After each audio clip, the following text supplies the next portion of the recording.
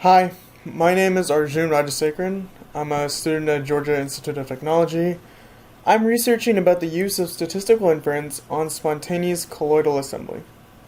I am participating in an online REU program with Texas A&M, and our sponsors are Los Alamos National Laboratory, and I'm currently working with a staff member, Dr. Beth Ann Lindquist, on this project. So what is colloidal self-assembly? Right now, the goal of this project is to use inverse design techniques in order to find colloids that self-assemble into useful target structures. Colloids are mixtures in which one or more substances are dispersed as relatively large solid particles or liquid droplets throughout a solid, liquid, or gaseous medium. The particles of a colloid remain dispersed and do not settle due to gravity, and they are often electrically charged. Self-assembly is the process by which individual components arrange themselves into an ordered structure. While sufficiently broad to include crystallizations of atomic solids, the term is generally reserved for building blocks not linked together through covalent bonds but ordered through weak forces such as van der Waals and hydrogen bonding or hard particle interactions. The main desire to switch to self-assembly is because top-down approaches such as additive manufacturing and lithography have become limited when the desired microstructure becomes very small. Self-assembly offers many advantages including low-cost tunable synthesis and elimination of complex instrumentation. In addition to that, self-assembly could potentially be useful in manufacturing non-closed packed lattice structures. Self-assembly is driven by competing interactions between the colloid particles, and there are many ways to control colloidal interactions through colloidal composition, salt concentration, particle size, and etc. The specific structural motifs that we are trying to create are the two-dimensional square and honeycomb lattice structures. To summarize, our main question is, how can we discover colloidal systems that have the potential to self-assemble into a desired microstructure? The overarching method used to determine whether self-assembly can produce a desired microstructure is the molecular inverse optimization strategy. In order to determine whether the particles will self-assemble, we will be using statistical inference and likelihood maximization. Likelihood maximization is a method in which we attempt to reproduce a specific dataset or structure through a user-defined model. As shown by this picture here, we get a model and then we try to perform a process or try to find the parameters in order to produce the same model again. The model in this case is the desired structure, and the parameters are the colloidal particle size, the salt concentration, etc. The parameters represent the physical properties of the colloid, and by tuning these parameters, an experimentalist can change the physical properties of the colloid in order to produce desired competing interactions.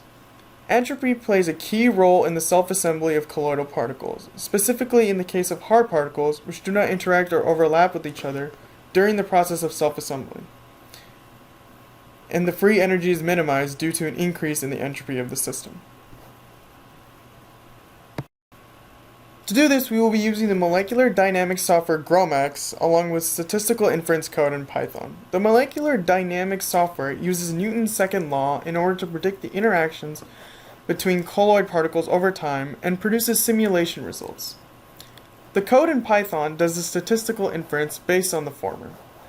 The software and code will work together in an automated and iterative fashion in order to produce a given model. The early results that I have obtained are for the square lattice. First, I ran a simulation of the square lattice and represented it through the program VMD as shown by this picture right here. After running the simulation, we wanted to narrow down where specifically the crystallization occurred during the simulation. For that, we had to look at the energy versus time graph, specifically the potential energy versus time, and narrow down where the lattice crystallized. As shown by this graph here, in the bottom left, the potential energy decreased from 2500 to approximately 3500 frames. That's when the lattice crystallized into a solid. We were able to simulate the particles forming in a square lattice where the temperature decreased from 180.3 Kelvin to 120.3 Kelvin. After narrowing down where the crystallization occurred, we went and performed the simulation again, but with double the steps.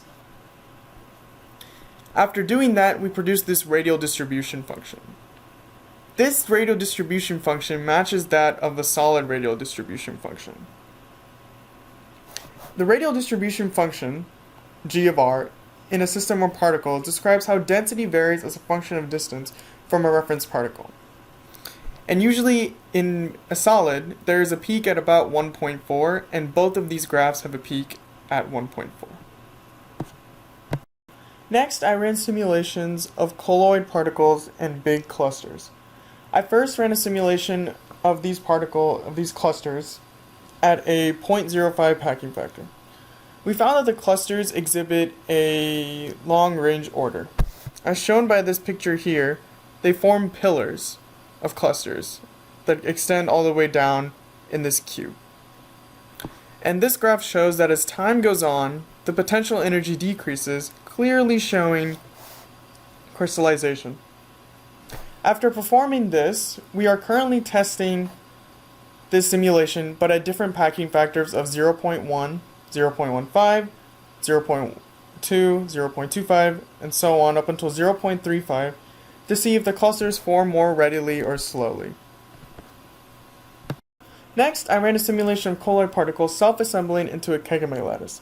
The Kagame lattice is described as intersecting webs of corner-sharing triangles and are prized for the unique behavior of the traversing electrons, which is fertile ground for the study of quantum electronic states. This is a diagram showing the Kagame lattice, and this is the Kagame lattice in VMD. The simulation I ran consists of a Kagame lattice formed by Janus particles. Janus particles, as shown by this diagram here, are special types of nanoparticles whose surfaces have two or more distinct physical properties. The unique surface of Janus particles allows two different types of chemistry to occur on the same particle.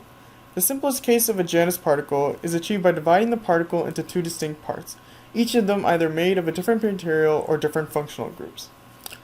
For example, a Janus particle may have one half of its surface composed of hydrophilic groups and the other half hydrophobic groups. The particles might have two surfaces of different color, fluorescence, or magnetic properties, and these give the particles unique properties related to their asymmetric structure and functionalization. The final thing yet to have results on, and we are currently working on, is the triangle lattice structure. I am attempting to code this structure in Python as an initial configuration and running a simulation through GROMACS in order to see, with a certain packing factor of 0.2, in order to see if it will produce a given structure or not.